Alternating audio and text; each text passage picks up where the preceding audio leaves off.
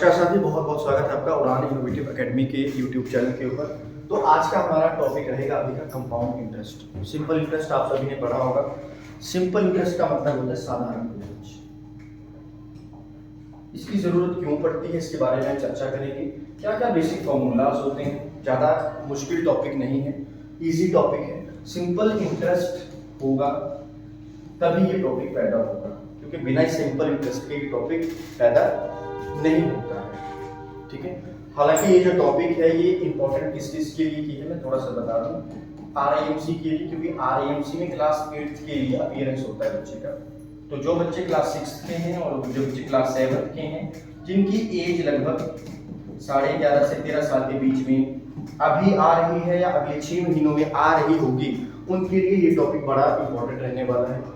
या जो बच्चे ओग्रो के लिए तैयारी कर रहे हैं, मसूरी के अंदर बहुत अच्छा बोर्डिंग स्कूल है ओग्रो, क्लास 9 के लिए, किसके लिए, क्लास 9 के लिए, वहाँ ये टॉपिक बहुत इंपॉर्टेंट है। या बेसिकली जो सैनिक स्कूल और आरएमएस, राष्ट्रीय मिलिट्री स्कूल और सैनिक स्कूल की तैयारी कर रहे हैं, नए स्कूल्स के लिए, जो सैनिक स्कूल नए खुले हैं और जो नए सैनिक स्कूल पुराने खुले हुए हैं, ठीक है, उनके लिए तैयारी कर रहे हैं। मेनली कौन सी क्लास 9, जो AISSEE में सिलेबस डाला हुआ है उसमें क्लास 6 के लिए टॉपिक नहीं है। हालांकि सिंपल इंटरेस्ट क्लास 6 वाले बच्चों को पता होना चाहिए।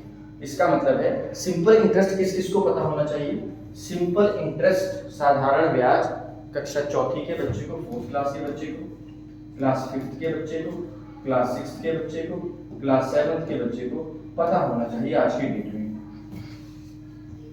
ये पता होना चाहिए। या मोटा मोटा बताऊं, जिस बच्चे की एज लगभग 10 to 12 के बीच में आने वाली है कुछ समय में, या अभी आ रही है, वो बच्चा इसके लिए प्रिपेयर कर सकता है। मान लीजिए आपके बच्चे की एज 8 साल है, अभी रुक जाइए थोड़ा, एक साल रुकने के बाद आप उसको तैयारी करवा सकते हैं एसआई की। सिंपल सा टॉपिक है। क्यों जरूरी है? क्योंकि क्लास 8 के बाद ये टॉपिक आपको नजर कहीं नहीं आते। क्लास 9 में ना आपको एसआई दिखेगा ना सीआई दिखेगा, क्लास 8 तक ही ये टॉपिक आपको नजर आएंगे। इसका महत्व क्यों है? क्योंकि जब आप बाद में इंटर के बाद या 12वीं के बाद या अपने ग्रेजुएशन के बाद कोई बैंकिंग का एग्जाम दोगे, एसएससी का एग्जाम दोगे, रेलवे का एग्जाम दोगे, अन्य कोई आप पीसीएस का एग्जाम दोगे, तो वहां पर ये टॉपिक फिर से आ जाएंगे। ठीक है, क्योंकि कॉम्पिटिटिव एग्जामिनेशंस में, जनरल कॉम्पिटिटिव एग्जामिनेशंस होते हैं नौकरी के लिए, चाहे वो रेलवे के हैं, चाहे वो आपके एसएससी के हैं, या आप किसी भी प्रकार के हैं, वहां पर प्योर मैथ्स कहाँ का आएगा बेटा? 1st to 10th क्लास के बीच का मैथ्स आता है। किसका? डीप लेवल का मैथ्स, डीप लेवल का। तो ये जानना बहुत जरूरी है कि किन किन बच्चों को ये टॉपिक पढ़ना चाहिए। अब जैसे ट्रिग्नोमेट्री टॉपिक है, तो ट्रिग्नोमेट्री जो है 6 क्लास वाले बच्चे को अभी उसका कोई लेना देना नहीं है। सीखना चाहता है वो, that is a different thing, वो अलग बात है, पर वो 10th में जरूरी है। पहले क्या होता था, पहले 9th में ट्रिग्नोमेट्री आता था, त्रिकोणमिति, शायद आपने नाम नहीं सुना होगा। अब वो 10th में आता है बहुत टाइम से। ठीक है, उसके बारे में जानकारी बाद में करेंगे। तो ये पता होना चाहिए। अगर क्लास 4th का बच्चा है तो सीआई का जानना इतना जरूरी नहीं है जितना जानना एसआई का जरूरी है। एसआई क्या है? साधारण ब्याज है। जैसे कि मैंने आपको पहले भी बताया कि साधारण ब्याज क्या होता है, जहां पे जो आपका ब्याज लगता है, इंटरेस्ट लगता है, वो हमेशा हर बार किसके ऊपर लगेगा? शुरुआती प्रिंसिपल के ऊपर लगेगा। कंपाउंड इंटरेस्ट में चेंज क्यों है? क्योंकि जितने भी आपके उधार देने वाली एजेंसियां हैं, जैसे आपके बैंकिंग सेक्टर्स हैं, या आपके कोई गांव में पैसे देता है, या कोई लाला से आप पैसे ले रहे हो, तो वहां पे एसआई काम नहीं करता है, वहां पे काम करेगा सीआई। समझ रहे हैं आप? क्योंकि एसआई में अगर वो पैसे देगा तो उसको घाटा हो जाएगा, या अगर प्रॉफिट हो भी रहा है तो उस लेवल का प्रॉफिट उसको नहीं होगा। इसलिए सीआई की उत्पत्ति हुई। सीआई बेसिकली हम जानते हैं होता क्या है सबसे पहले, उसके बाद चर्चा करते हैं इसकी। तो ये चीजें आपको पता होनी चाहिए। अगर आपकी एज इस प्रकार में है तो ये आपको ये टॉपिक पता होने चाहिए। ठीक है, चलिए, कंपाउंड इंटरेस्ट, चक्रवृद्धि ब्याज बोलते हैं हिंदी में इसको, सीआई। देखिए, बेसिकली इसका प्रयोग कहां कहां किया जाता है? जो आपके ये प्राइवेट बैंक्स हैं, प्राइवेट या पब्लिक बैंक्स हो, यहां पे मेनली सीआई का काम चलता है, कंपाउंड इंटरेस्ट का काम चलता है। दूसरा प्रकार क्या हो सकता है? किसी का इंडिविजुअल को, कोई इंडिविजुअल भी आपको उधार पर पैसे दे रहा हो, ठीक है, अब इसके क्यों जरूरी है, या फिर यूं कहें कि व्यापारियों के लिए सबसे ज्यादा क्यों क्या जरूरी है, सीआई, और बैंक के लिए या डेट एजेंसीज,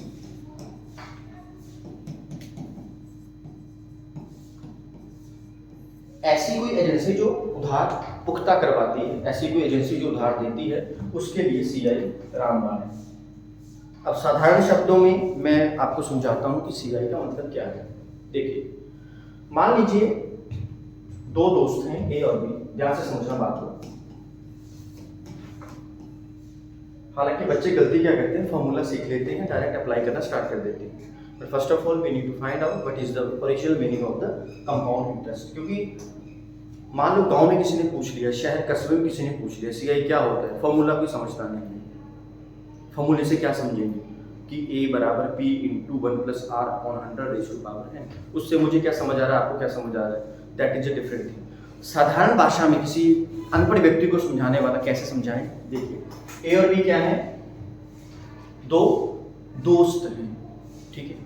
अब हुआ क्या, A को पैसों की जरूरत है, बैंक में जाएगा तो 100 चक्कर लगेंगे उसके।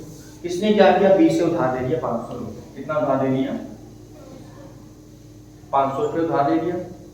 कुछ एक रेट इसने तय किया होगा, इसने कहा कि भाई मैं आपको जो रेट का या टाइम का इंटरवल बताऊंगा वो होगा 2 महीने, कि 2 महीने पर इतना ब्याज लगेगा।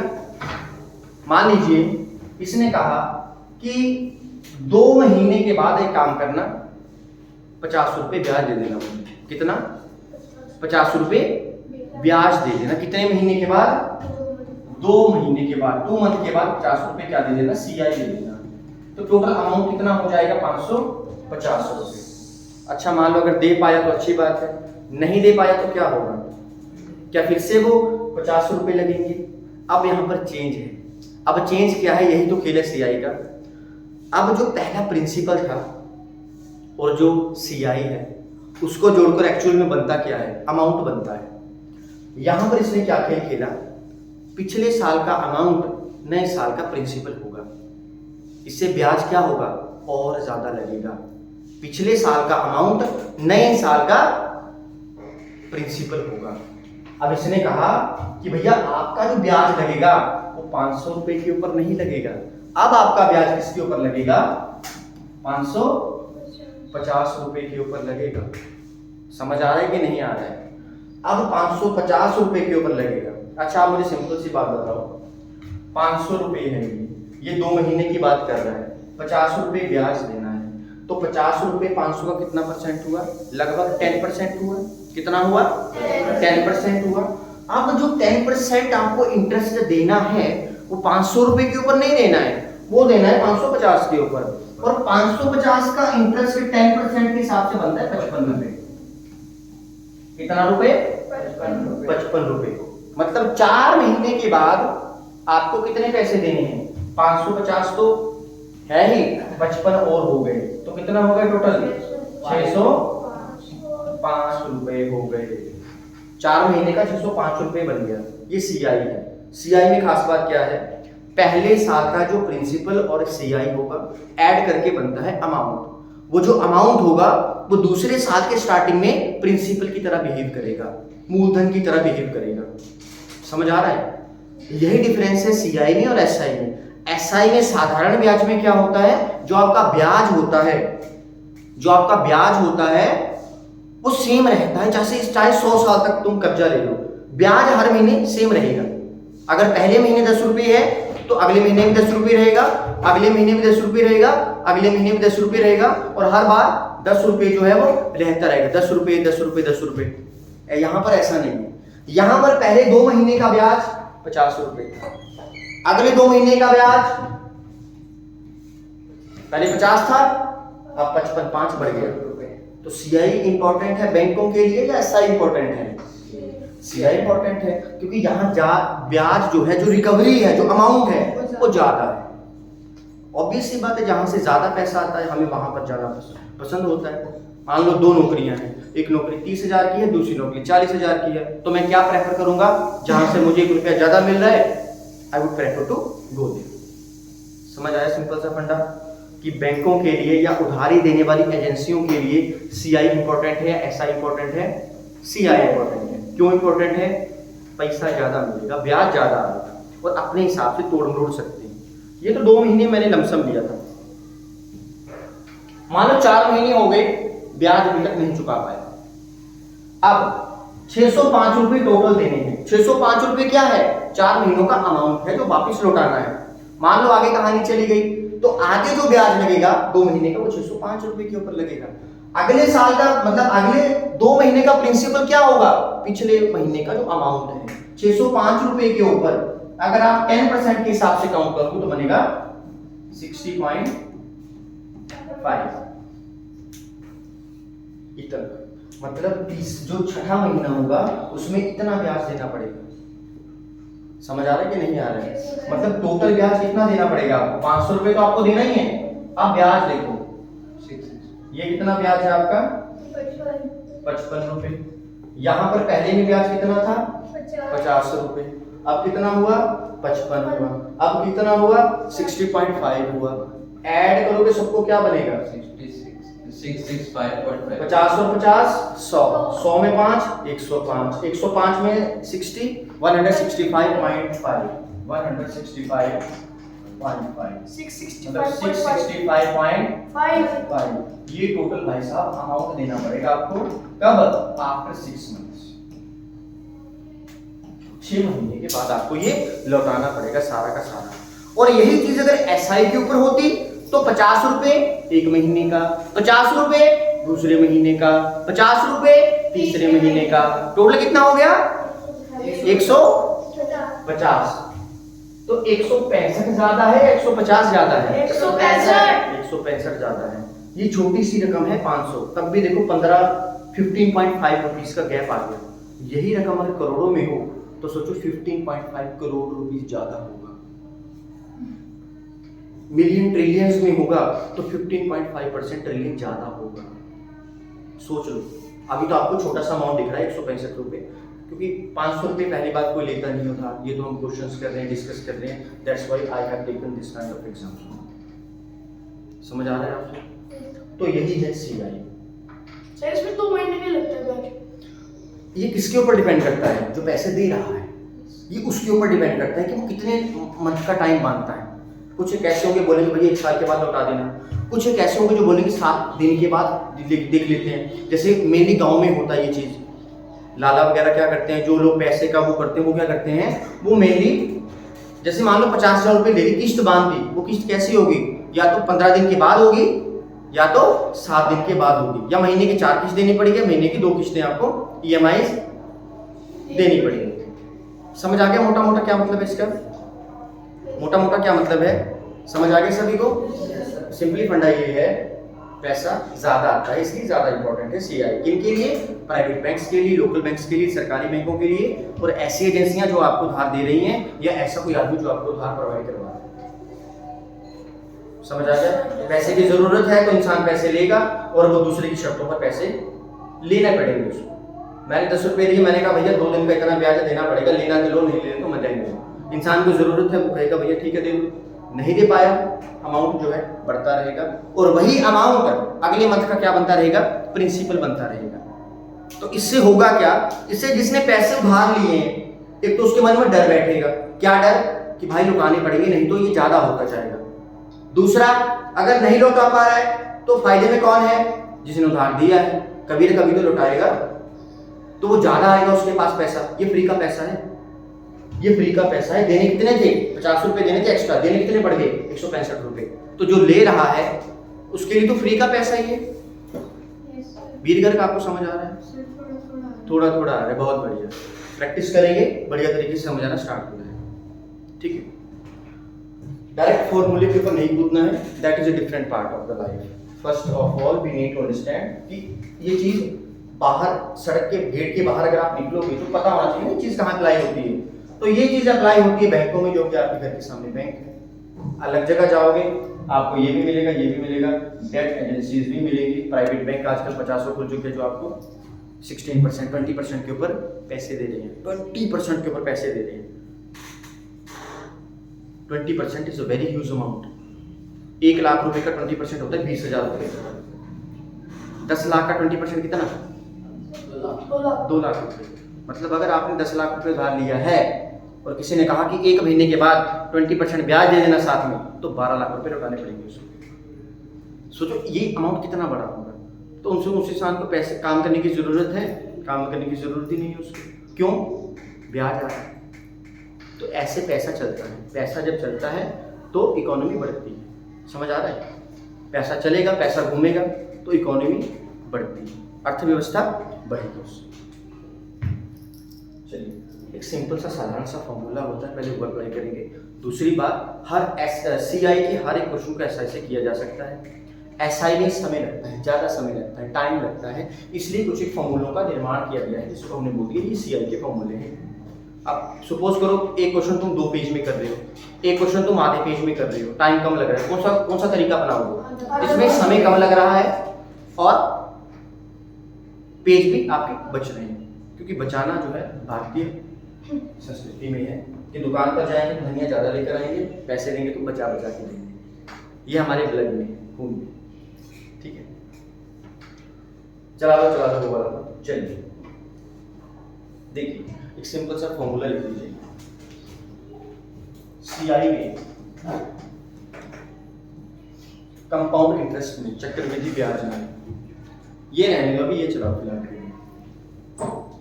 ये बात में चलाना। हाँ, ये करवा लो। ठीक, फिर मैं चेंज करता रहूँगा ना। अभी 5 मिनट ये बैठ जाओ, 5 मिनट फिर आगे बैठ जाओ, 5 मिनट आगे बैठ जाओ, वो करवाते रहेंगे। क्योंकि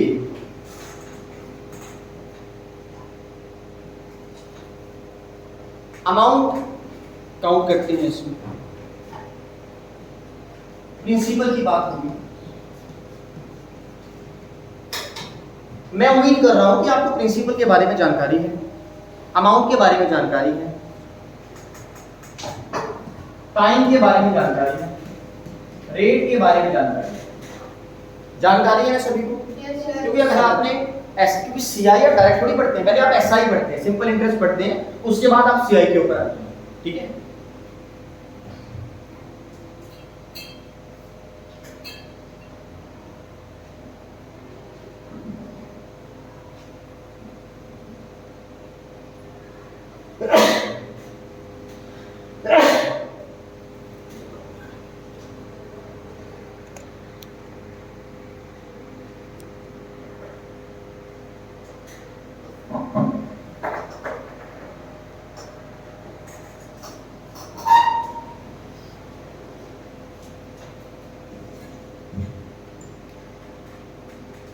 मेरी वाली चेक पे छोटा सा कागज करा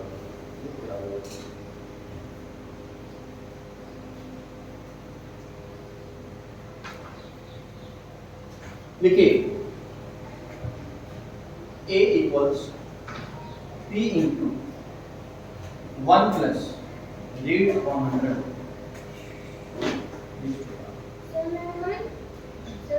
आ जाइए,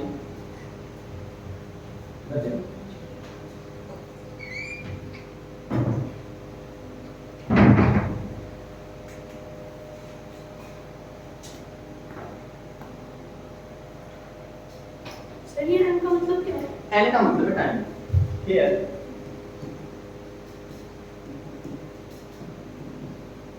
टाइम इंटरवल।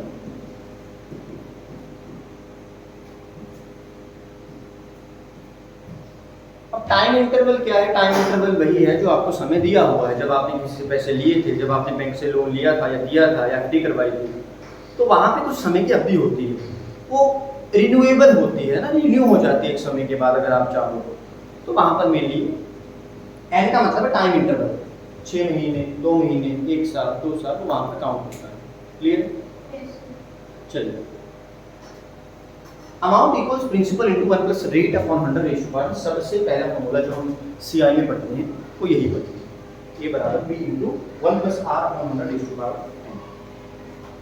समझ आ गया?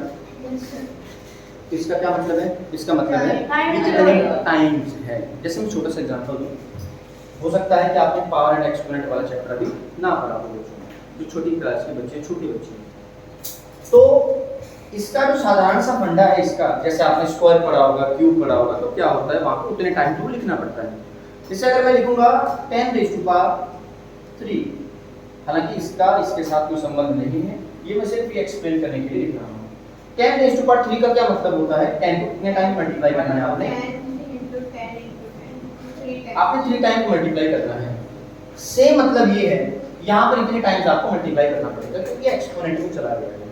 क्लियर है? Very good.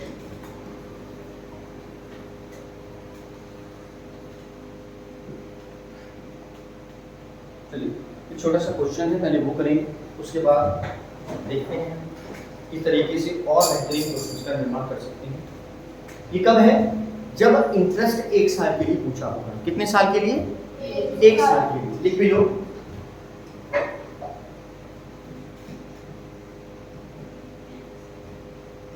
When interest is compounded yearly,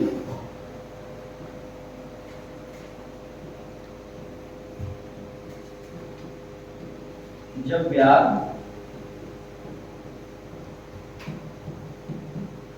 1 साल के लिए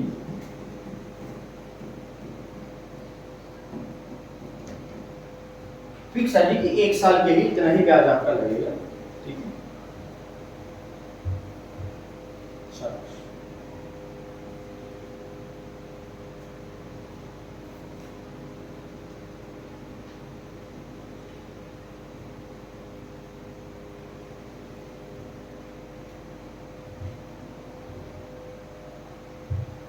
और कुछ एक सिंपल से फॉर्मूलाज हैं कि अमाउंट कैसे निकालते हैं, आपको पता होगा।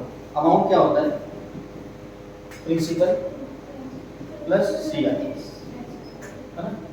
इसका मतलब अगर आपको CI निकालना है तो कैसे निकालेंगे? Amount minus principal.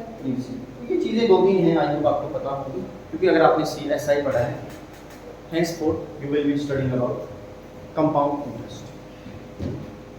चलिए आगे बढ़ेंगे। एक न्यूमेरिकल है, लिख लीजिए, क्वेश्चन है।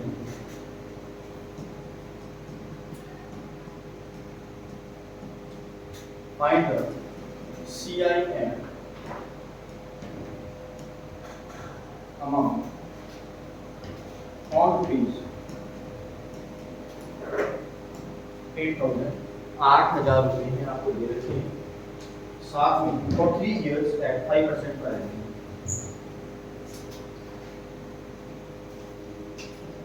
For 3 years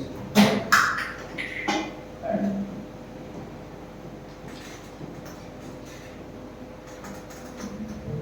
per annum।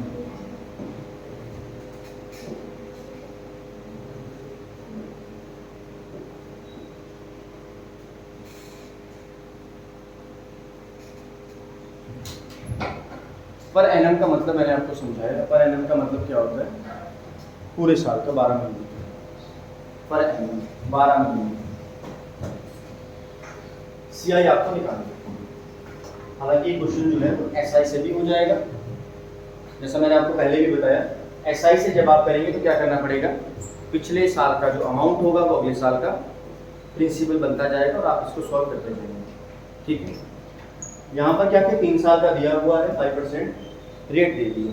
तो इसका मतलब क्या है? इसका मतलब है, रेट का मतलब है 5/100।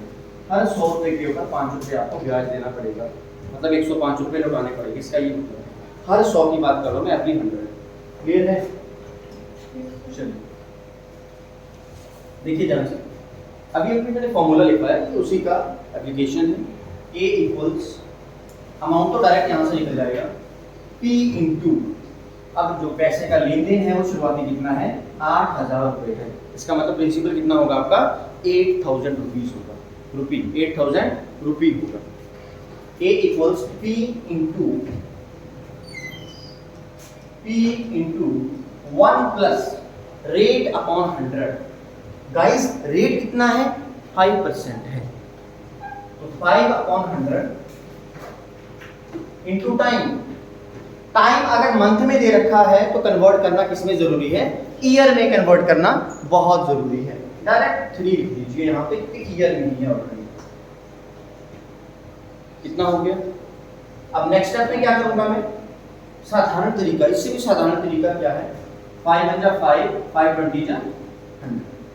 इसको सॉल्व कर लिया, इसको सॉल्व करके क्या बनेगा, 20 into 1 20, 20 + 1 20, मतलब 21/20 आएगा। मतलब ये क्या बनेगा, 8000 मल्टीप्लाई 21/20 का होल क्यूब। इजी है, बहुत इजी है। उसके बाद हम क्या करेंगे, 8000 मल्टीप्लाई 21/20 मल्टीप्लाई 21/20 मल्टीप्लाई, अच्छा 20 का क्यूब क्या होता है, 8000 होता है। इसका मतलब ये कट जाएगा, डायरेक्ट काट देते हैं, 1 0 से 1 0, 1 0 से 1 0, 1 0 से 1 0, 2 1 जा 2, 2 4 जा 8, 2 1 जा 2, 2 2 जा 4, 2 से 2 कट गया, डायरेक्ट आंसर कितना आ जाएगा, 20 का क्यूब। और 21 का क्यूब कितना होता है, कितना होता है, 9261।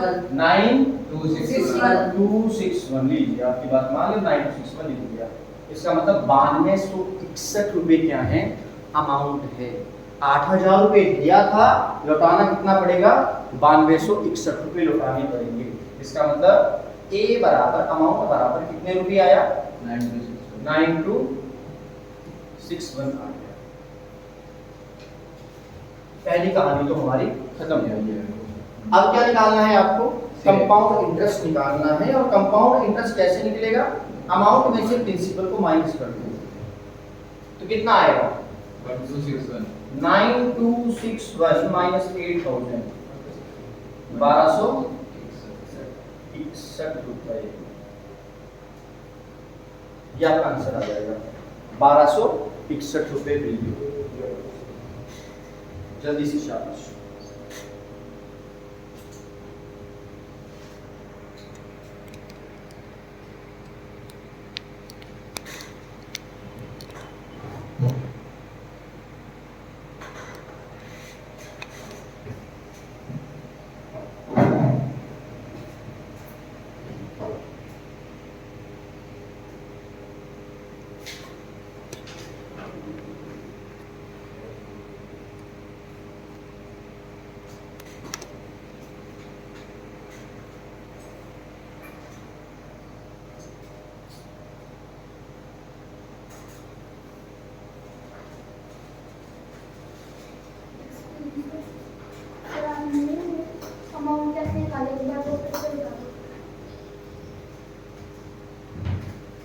काट के पहले सिंगल जीरो से सिंगल जीरो, ये वाला इसको सिंपली डिवाइड कर दिए।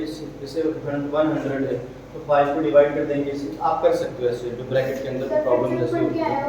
फिर एलसीएम लेंगे, 20 into 1 20, 20 + 1 20, तो 21/20 आ गया। एलसीएम लिया, नॉर्मल कुछ नहीं, जैसे ये लिखे ना 1 + 1/20, तो 20 आ जाएगा एलसीएम, 1 + मान लीजिए 20 कर सकते हैं, कोई दिक्कत नहीं, ठीक है।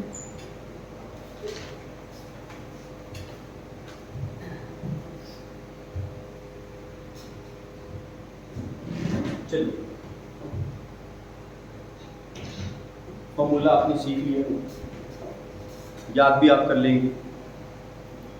ये कब है, जब आपका इंटरेस्ट 1 साल का दिया, जब आपका इंटरेस्ट 6 महीने का देने लग पड़े, कि 6 महीने का इंटरवल खत्म हो गया, 6 महीने का इंटरवल दोबारा स्टार्ट हो जाए।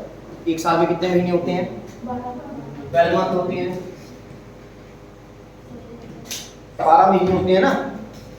मान लो 6 महीने का इंटरवल यहाँ कर दिया, 6 महीने का इंटरवल यहाँ कर दिया, तो इसमें जो प्रिंसिपल प्लस सीआई बनेगा वो क्या बनता है बेटा, अमाउंट बनता है। क्या बनता है, अमाउंट बनता है, ठीक है। मान लो यहाँ प्रिंसिपल था 100 रुपए और बाद में अमाउंट तुमको देना पड़ा 125 रुपए।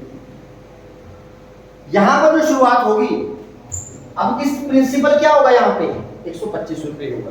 पिछले इंटरवल का टाइम है, ये नहीं होगा पिछले साल का, पिछले इंटरवल का अमाउंट नए इंटरवल का क्या होगा, प्रिंसिपल होगा। इसका मतलब अब प्रिंसिपल क्या होगा, 100 नहीं होगा, अब क्या होगा 125 होगा। मुनाफा ज्यादा होगा, 125 होगा।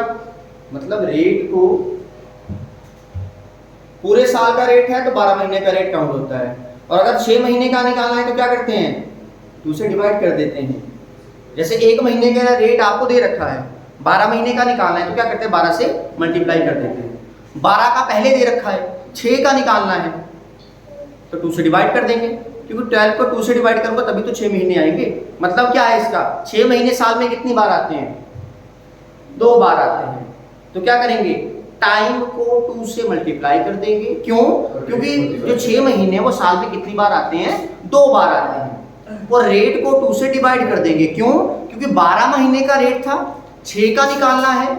आपको मैं समझा रहा हूँ क्लास 6, 12 महीने का रेट अगर दे रखा है, 6 महीने का निकालना पड़ जाए तो क्या करेंगे, 12 को किससे डिवाइड करूं, 6 आए, ऑब्वियसली 2। लिखिए, when interest is compounded half yearly,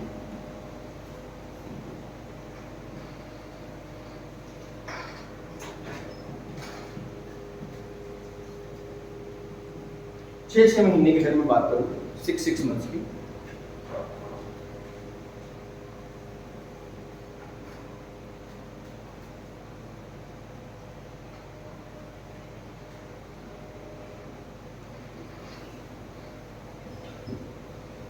देखिए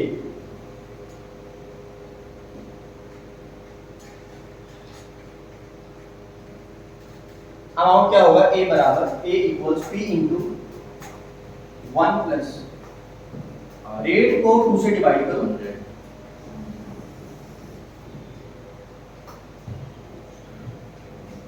रेट को 2 से डिवाइड कर दिए क्योंकि 6 महीने की बात हो रही है, और एक साल में 6 महीने कितनी बार आते हैं, 6 2 बार, और यहाँ 2 से एन को टाइम को मल्टीप्लाई कर दो, क्योंकि 6 से जो छिमाही है वो 2 बार आती है, छिमाही 2 बार आती है, इसलिए 2 से मल्टीप्लाई कर दिया। मतलब फॉर्मूला क्या बनेगा, A equals P into 1 plus R upon, ये तो मल्टीप्लाई हो जाएंगे पूरे के, होंगे कि नहीं होंगे, 200 इंटू, इस फॉर्मूले को याद रखेंगे। मैं फिर से कह रहा हूँ, short tricks, lot of short tricks in the market, बहुत सारी बुक्स आती हैं, पर वो शॉर्ट ट्रिक कब काम किया, जब आपको बेसिक्स क्लियर होगा कि ये होती क्या, वो बात की बात।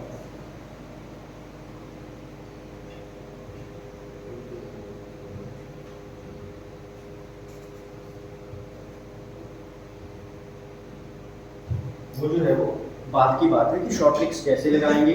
सबसे पहले बेसिक मेथड होना पता है, और यही आपका बेसिक सेशन अभी चल रहा है। शॉर्ट ट्रिक का मैं अलग से सेशन,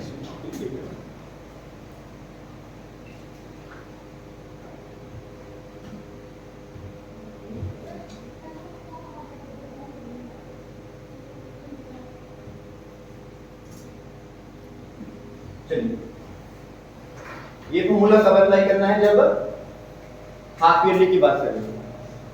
अब कई बार क्या होता है, कई बार दुकानदार या बैंक जो होगा वो आपसे कैसे बात करेगा, 4 महीने या क्वार्टरली बात करेगा। क्वार्टर का मतलब क्या होता है, 25%, 25%। तो 12 महीने का 25% होता है 3 महीने। कितना होता है, 3 महीने। When interest is being compounded,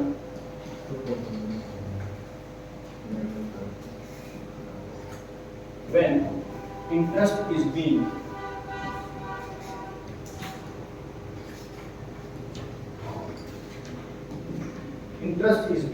compounded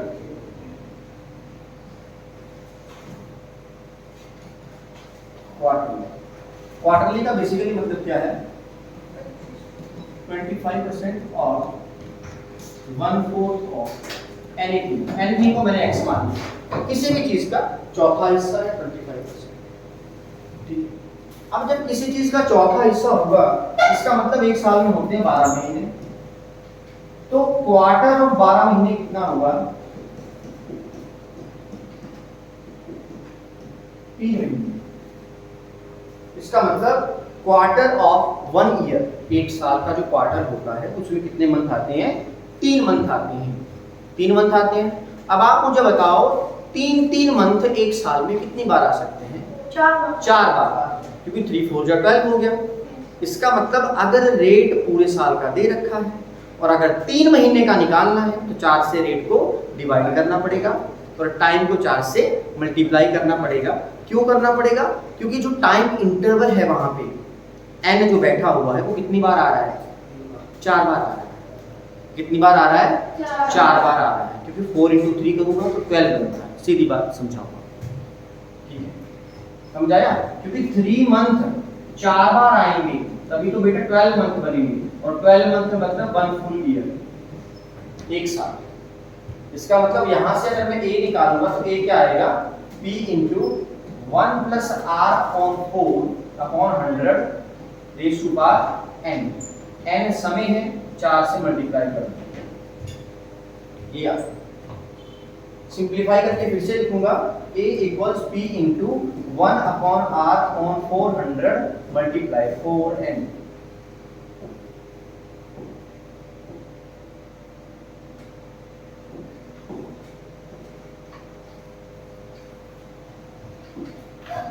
ये फॉर्मूला जो है हम अप्लाई कर सकते हैं।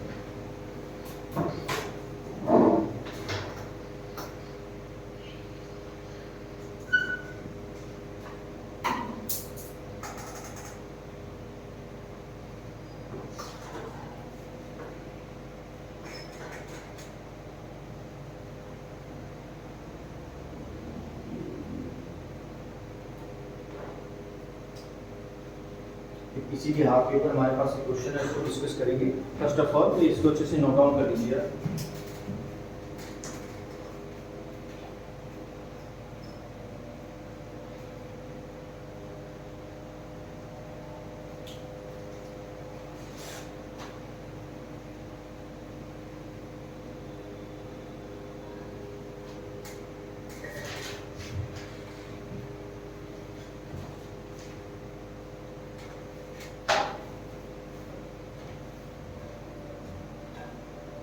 जल्दी से शाबाश।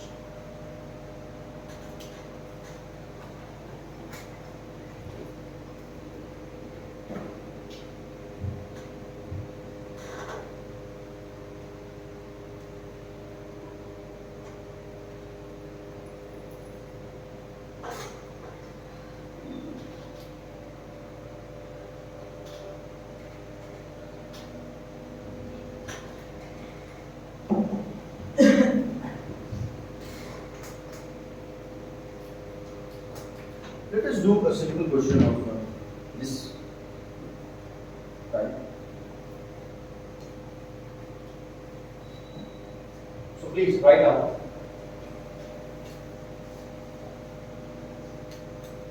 Find the CI. CI मतलब compound.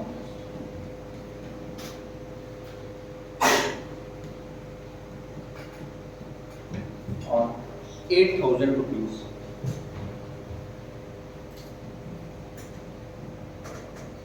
20% per annum. एक साल का जो रेट ब्याज प्रतिशत रहने वाला है, रेट प्रतिशत रहने वाला है, 10% वो इतना है।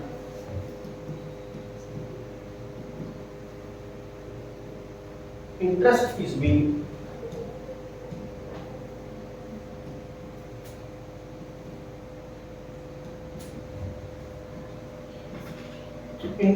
Being compounded quarterly।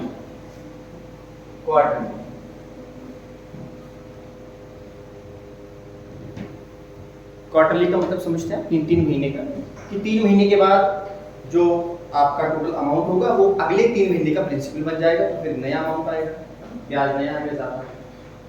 तो करिए इसको, शाबाश।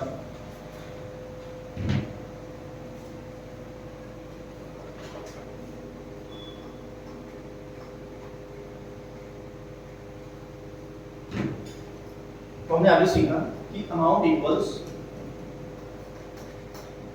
क्वार्टरली का भी सीखा। ये क्वार्टरली का है, इससे पीछे जो सीखा था वो हाफ ईयरली का, ये क्वार्टरली का। तो अमाउंट इक्वल्स P इंटू शुरुआती पैसे का जो लेन देन है वो कितनी राशि है? 8,000 रुपये। 1 + r/400। r कितना है पहले बच्चों?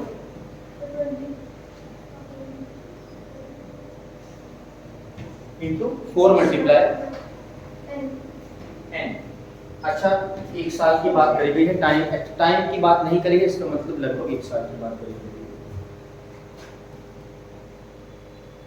इसको सॉल्व कर सकते हैं आप। क्या बनेगा? 8000 इंटू 20 इंटू 1, 20 प्लस 1 20, 21 अपॉन 20। बस आपको यहाँ पे कैलकुलेशन अपनी जबरदस्त रखनी पड़ती है, क्योंकि यहाँ पर अगर दुर्घटना आपने घटा दी तो क्वेश्चन गलत हो जाएगा। 8000 multiply 21 upon 20 raise to power 4 का मतलब क्या है? जो आपके अंदर जो बेस है उसको 4 टाइम्स मल्टीप्लाई करना है।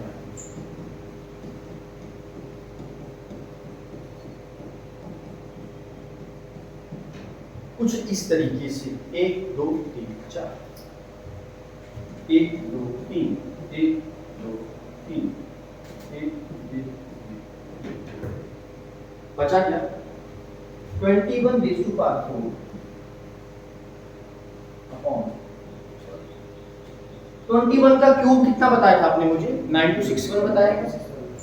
9261 मल्टीप्लाई 21,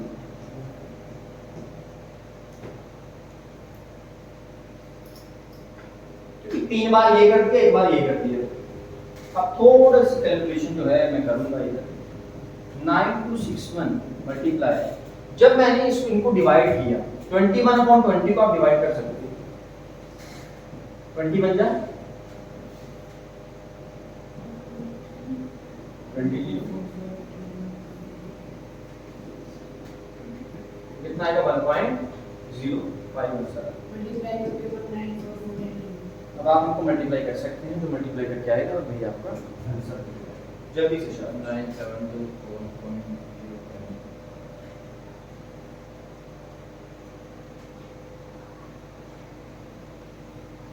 मल्टीप्लाई आप कर सकते हैं। 9261 मल्टीप्लाई 1.05, फिर आपका आंसर जो है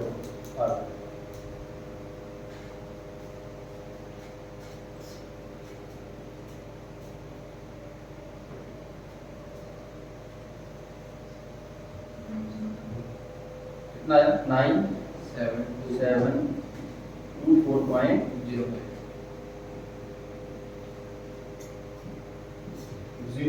रुपीज। इनको मल्टीप्लाई जब आप करेंगे तो ये आपका आंसर आ जाएगा 9724.05 रुपीज। तो अभी ये क्या आया है? हमारा अमाउंट आया है। निकालना क्या है? CI भी निकालना है। तो CI मतलब कंपाउंड इंटरेस्ट। तो जब आपने CI निकालना है तो क्या करेंगे? माइनस करेंगे। तो CI कितना आएगा? 9724.05 माइनस 8000, 1724.105।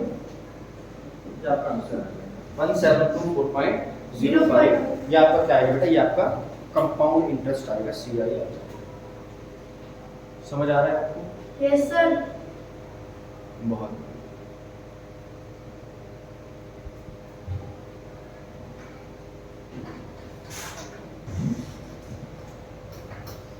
आगे चलेंगे। फॉर्मूला है उसके ऊपर देखते हैं, अगर वो आ जाए वहां से लीजिए तो कैसे हम उसके साथ डील कर सकते हैं। जब टाइम आपका नॉर्मल नंबर आ रहा है, नेचुरल नंबर आ रहा है, तब क्वेश्चन को सॉल्व करना आसान है। पर कई बार क्या होता है, टाइम फ्रैक्शन में आता है, 1 into 1/2 years, 3/5 years, कुछ इस प्रकार आ जाता है। लिखिए, when time is a fraction of the year। जब टाइम क्या हो? समय का, 20 साल का फ्रैक्शन दे रखा हो। सपोज आपको टाइम दे दिया A into V/C। एग्जाम्पल की बात करूं तो 2 into 1/2, 2.5 साल दे दिया, मान लो इस तरीके से दे दिया 2.5 साल, 2 into 1/2 years दे दिया।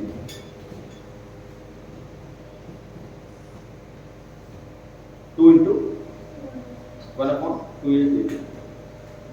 और जो आपका इंटरेस्ट है वो 1 साल का दिया हुआ। कितने साल का? 1 साल। लिख दो जल्दी से। इंटरेस्ट इज बीइंग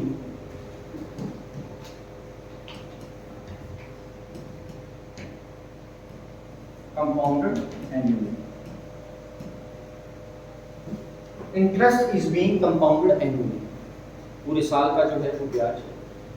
तब क्या फॉर्मूला लगाना है? ए इक्वल्स, ध्यान रहे टाइम आपका ये इस तरीके की फॉर्म में होगा, A equals P into 1 plus R upon 100,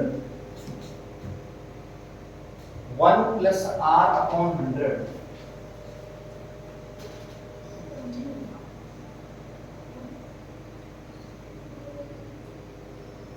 raise to power.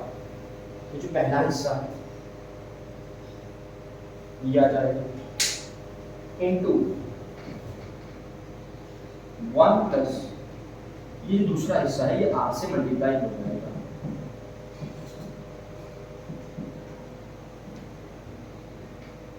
ये जो है ये फॉर्मूला आप वहां पे अप्लाई कर सकते हैं। फ्रैक्शन दिया होगा, मिक्स फ्रैक्शन के बाद ये रखा होता है, मैक्सिमम टाइम मिक्स फ्रैक्शन आएगा सीआई के केस में। तो जो आपका मेन पार्ट है, मेन हिस्सा है, वो तो इस फॉर्म में चला जाएगा, और जो आपका टुकड़ा बच जाए, जो फ्रैक्शन बच जाए, उसको रेट के साथ मल्टीप्लाई कर देना है, आंसर आपका आ जाएगा।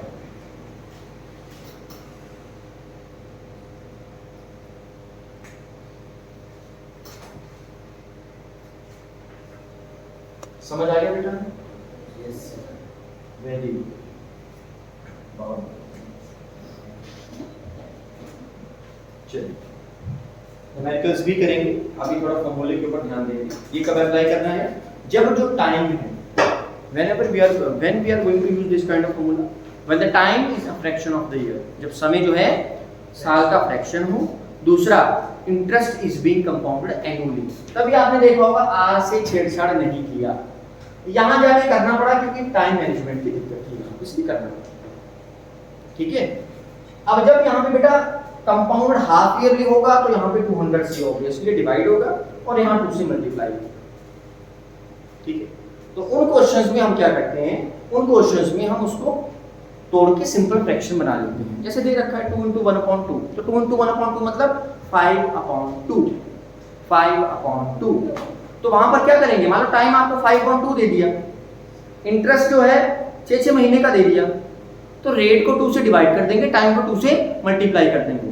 और ये सैनिक स्कूल के पेपर में आया हुआ क्वेश्चन है, आपको पता होगा। डायरेक्ट लिखा था वहां पे, यदि रेट जो है, माफ कीजिएगा, यदि इंटरेस्ट जो है वो कंपाउंड किया जाए हाफ ईयरली, तो बताओ रेट और टाइम के ऊपर क्या प्रभाव पड़ सकता है। तो हम क्या कर सकते हैं, वहां पे रेट को 2 से डिवाइड करना पड़ेगा, टाइम को 2 से मल्टीप्लाई करना पड़ेगा। सिंपल सा फंडा क्या है, जितने का रेट को डिवाइड कर रहे हो उतने का टाइम से मल्टीप्लाई कर दो, बस यही फंडा है क्वेश्चंस को समझने। क्लियर? बहुत अच्छा।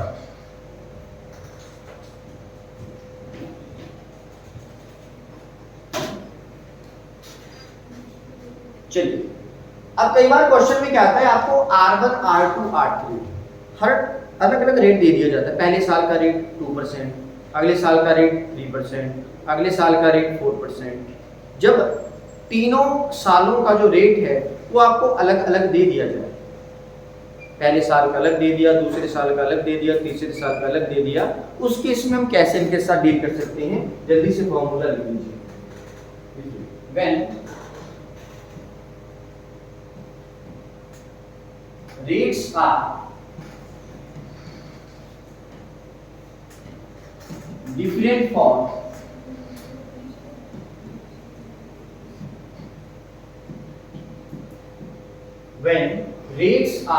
different for different years, जब रेट्स अलग अलग बेसिस पर होंगे, suppose R1, R2, R3 are rates for इसके लिए फर्स्ट ईयर के लिए, सेकेंड ईयर के लिए, थर्ड ईयर। मतलब R1 किसका रेट है, पहले साल का, R2 किसका रेट है, दूसरे साल का, R3 किसका रेट है, तीसरे साल का। उस केस में कैसे डील कर सकते हैं, उस केस में A equals B into 1 plus R1 upon 100 पहले साल का है तो टाइम में यहाँ पर 1 ही आएगा, लिखना है ना लिखो मत चाहिए क्योंकि 1 का कोई दिक्कत नहीं है। अगले में 1 प्लस R2 अपॉन 100, क्योंकि जब मैं R2 काउंट कर रहा था तो समय एक ही साल काउंट कर रहा था, दूसरे साल का। R2 सिर्फ दूसरे साल का है तो यहाँ पर भी 1 ही आएगा क्योंकि एक साल का है, दूसरे साल का है। तो तीसरे वाले में 1 प्लस R3 अपॉन 100 की बात करूंगा तो यहाँ पर भी 1 आएगा क्योंकि यहाँ सिर्फ तीसरे साल की बात कर रहा हूँ मैं और किसी भी साल की बात नहीं कर रहा हूँ। आपको समझ आ रहा है कहानी कहाँ चल रही थी और कहाँ पहुँच चुकी है। बार बार इस टॉपिक को रिवाइज करेंगे तो आरएमसी में, क्योंकि कई बार ये 5-5 नंबर के क्वेश्चन डालेंगे या कई बार डायरेक्ट 10 नंबर का आरएमसी में एक ठीक ठाक लेवल का क्वेश्चन आता है। ज़्यादा मुश्किल तो नहीं आता ना ज़्यादा आसान आता है, पर मैं कहूँगा एक ठीक ठाक लेवल का क्वेश्चन वहाँ पे आ जाता है।